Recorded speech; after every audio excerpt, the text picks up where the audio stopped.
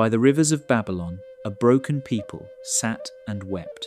For 70 years, the descendants of Abraham lived as captives in a glittering cage of brick and gold, their beloved Jerusalem a distant memory buried in ash. The songs of Zion had fallen silent, replaced by the relentless hum of a pagan metropolis that mocked their faith.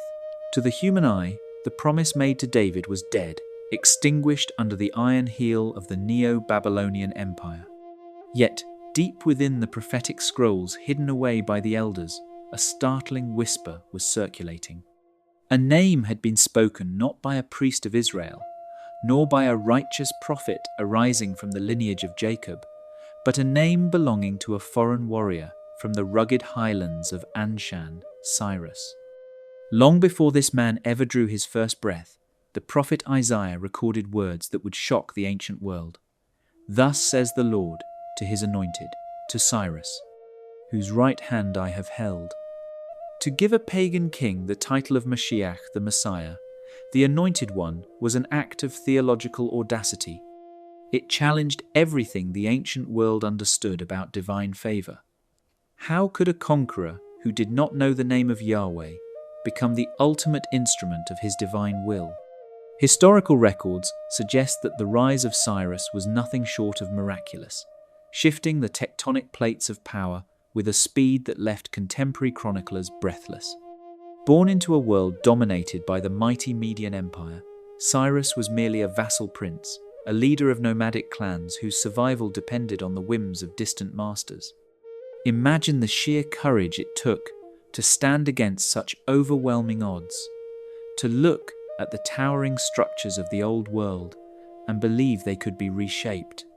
Scholars often note that his early victories were marked not by the ruthless annihilation typical of ancient warfare, but by a strange, magnetic magnanimity. When he overthrew his own grandfather, Astyages, he did not put him to the sword. Instead, he spared his life and integrated the Medes into his own administrative structure. This was a man who moved through history with a profound sense of destiny, a ruler who seemed guided by an invisible hand that cleared the paths before him and broke the gates of brass. For the exiled Judeans watching from the margins of Babylon, every rumor of Cyrus's advance must have felt like a heartbeat returning to a dying body. They watched the horizon, wondering if this Persian king was indeed the shepherd promised to guide them out of the darkness. To truly understand the weight of this historical moment, we must feel the agonizing uncertainty that defined the exile. Generations had been born in Babylon, knowing no other home but the crowded quarters of their captivity. They had grown accustomed to the sights of the Ishtar Gate, the towering ziggurats that scraped the sky, and the public worship of Marduk. The temple of their god was gone, its sacred spaces obliterated, and the tangible markers of their identity stripped away. It is easy to succumb to despair when your sacred spaces are destroyed, when the physical proof of your heritage is reduced to rubble. Yet, it was precisely in this void of hopelessness that the sacred mystery of Cyrus began to unfold. Ancient manuscripts indicate that while Babylon's rulers grew increasingly detached and paranoid, Cyrus was forging an empire built on an entirely new philosophy of governance. Where others ruled through terror and cultural erasure, Cyrus chose the path of restoration. He understood that the human spirit is not broken by chains, but rather nurtured by the preservation of its sacred memories. This insight, rare for a conqueror of antiquity, hints at a deeper, perhaps transcendent wisdom guiding his decisions. As the year 539, before the Common Era approached, the geopolitical landscape reached a boiling point. Babylon, under the erratic rule of King Nabonidus, was fracturing from within. Nabonidus had abandoned the capital for years, neglecting the sacred New Year festivals and alienating the powerful priesthood of Marduk. The city that once seemed invincible was now hollowed out by internal strife and religious discontent. Meanwhile, Cyrus's armies were sweeping across Asia Minor, absorbing kingdoms and gaining the loyalty of diverse peoples. The contrast could not have been more striking. A decaying titan clinging to past glories versus a dynamic, visionary liberator moving with the unstoppable momentum of a tidal wave. For the Jewish exiles, the atmospheric pressure was palpable. They could hear the distant rumble of marching boots and the clatter of Persian chariots. It was a moment of sublime tension, where history and prophecy hovered on the edge of a knife. Were they about to witness the final destruction of the world they knew, or was the stage being set for a divine deliverance that would echo through the centuries? We must pause to contemplate the profound paradox at the heart of this sacred drama. Cyrus did not profess faith in the God of Israel. The Cyrus cylinder, a remarkable clay artifact recovered from the ruins of Babylon, records the king attributing his victories to Marduk, the chief deity of the Babylonians. This historical reality does not diminish the sacred narrative. Rather, it magnifies its awe-inspiring scope. It reminds us that the divine plan is not limited by human boundaries or religious labels. The Almighty, as understood by the prophets, could breathe his spirit into a foreign monarch, utilizing his ambitions, his strategic brilliance, and his innate humanity to accomplish an eternal purpose.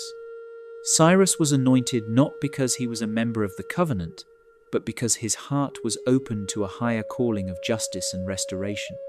In the quiet hours of the Babylonian night, as the exiles prayed for a miracle, the Persian armies arrived at the banks of the mighty Euphrates, ready to execute a strategy that would alter the course of human history forever.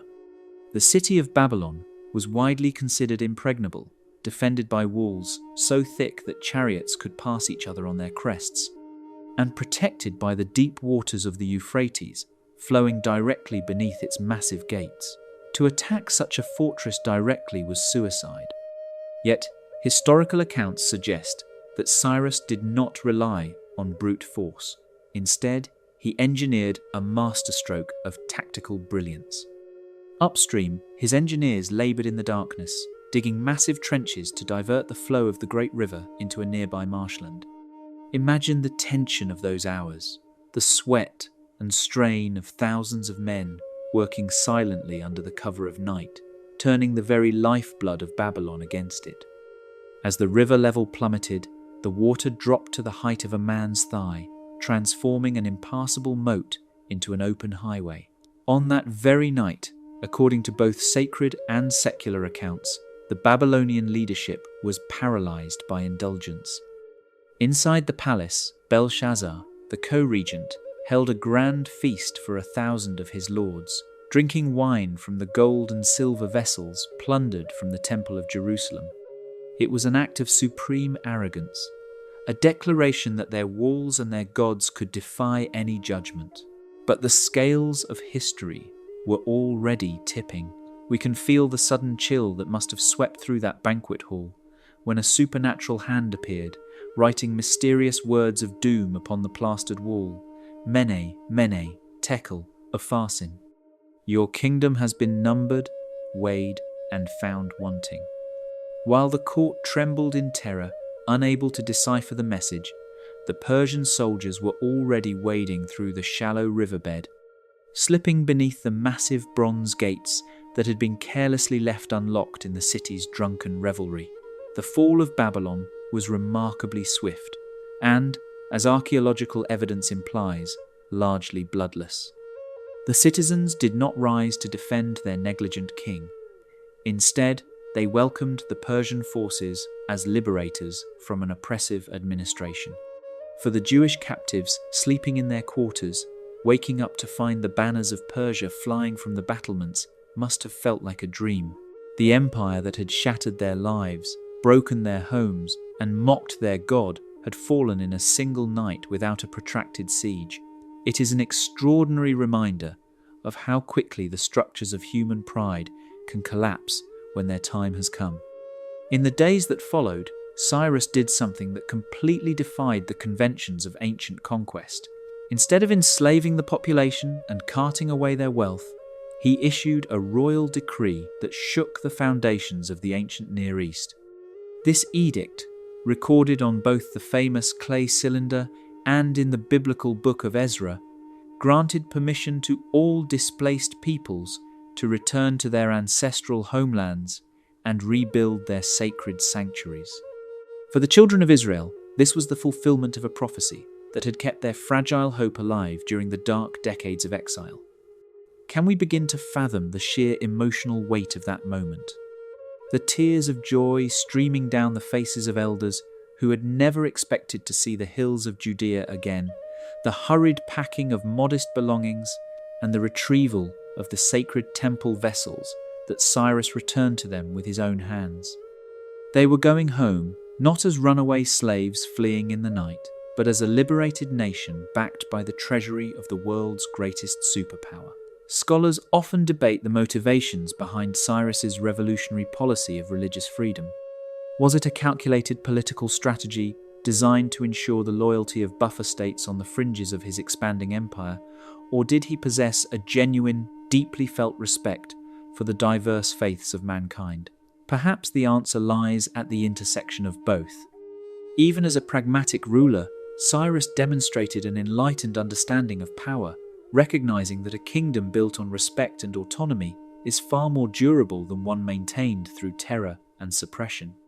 From a faith perspective, however, the historical pragmatism of Cyrus is simply the mechanism through which a higher will operates.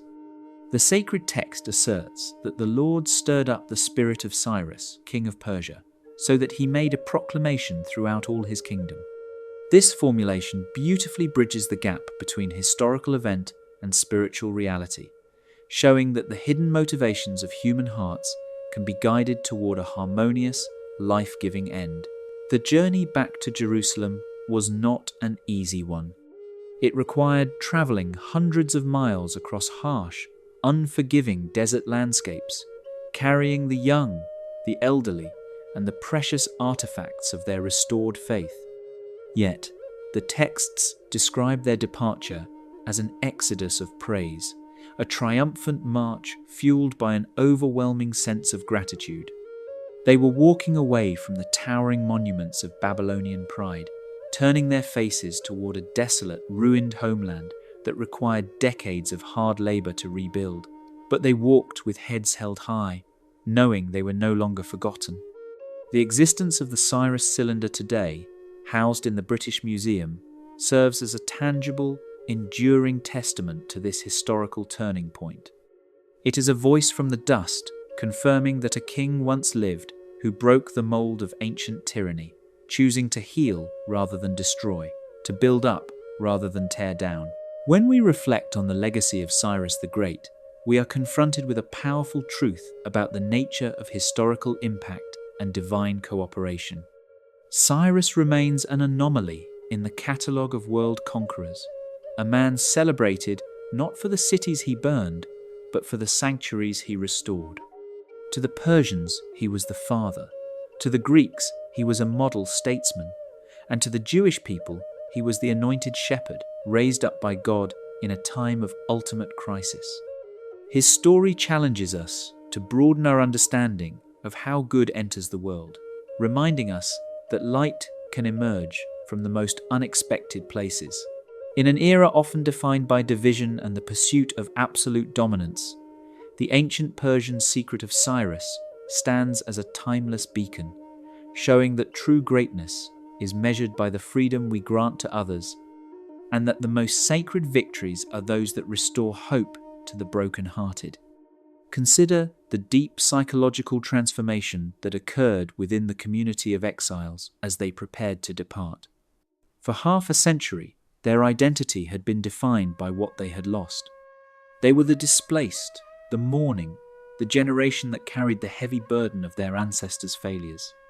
But as they gathered their families under the protection of Persian escorts, their self-perception shifted from victims of history to active participants in a divine restoration.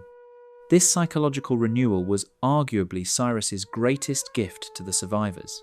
He did not merely give them permission to leave, he restored their agency, dignity, and purpose. The historical records imply that Cyrus even provided financial aid from the imperial treasury to fund the rebuilding efforts in Jerusalem, ensuring that their return would not be a march into starvation, but a sustainable reconstruction of their civilization. This level of imperial patronage was unprecedented. Imagine the astonishment of neighboring provinces when they received edicts from the Persian court, commanding them to assist the returning Judeans with silver, gold, goods, and livestock. The very people who had watched Jerusalem fall with malicious glee were now legally obligated to support its resurrection. It is a stunning reversal of fortune that underscores the absolute sovereignty of historical shifts. Scholars suggest that this policy created a network of grateful, loyal administrative districts throughout the Levant, securing the western border of the Achaemenid Empire without the need for massive, permanent military garrisons. Cyrus's wisdom lay in his ability to align the strategic interests of his empire with the deepest spiritual longings of his subjects, creating a rare moment of historical synergy where both ruler and ruled found mutual benefit. Yet, the rebuilding of Jerusalem was fraught with internal and external challenges. When the first wave of exiles arrived, they found a landscape reclaimed by briars and thorns, inhabited by squatters and neighbouring tribes who viewed the returning population with intense hostility. The walls were still mounds of black stone, and the site of the temple was an overgrown clearing. To look at such devastation after a long, grueling journey must have tested their resolve to the breaking point. It would have been easy to look back at the material comforts of Babylon with a sense of regret, but the memory of the Persian king's decree and the prophetic words that predicted it acted as a spiritual anchor. They remembered that their return was not a human initiative, but an event orchestrated by the highest authority, executed through the most powerful man on earth. Historical analysis reveals that the reconstruction period spanned several decades, persisting through the reigns of Cyrus's successors, including Cambyses and Darius the Great. When local governors attempted to halt the construction of the temple, citing security concerns, the elders appealed directly to the Persian archives. A search was conducted in the royal fortress of Ecbatana, and the original memorandum of Cyrus was discovered, confirming their right to build. This legal continuity highlights the institutional stability that Cyrus established. His edicts were not impulsive gestures of a fickle tyrant, but foundational laws of an empire that prided itself on the unalterable nature of its decrees. The preservation of that scroll across generations ensured that the small, fragile community in Judea could continue to grow under the protective umbrella of imperial law.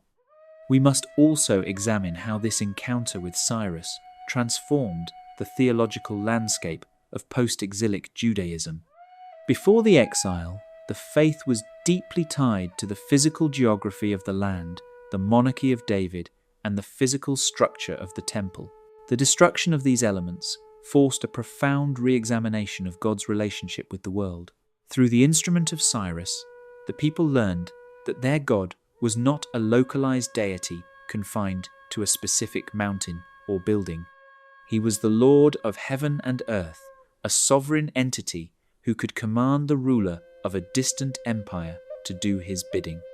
This realization birthed a more expansive, resilient, and universal understanding of faith, one that could survive without a king on the throne of David, because it recognized a cosmic kingship that manipulated the hearts of foreign emperors.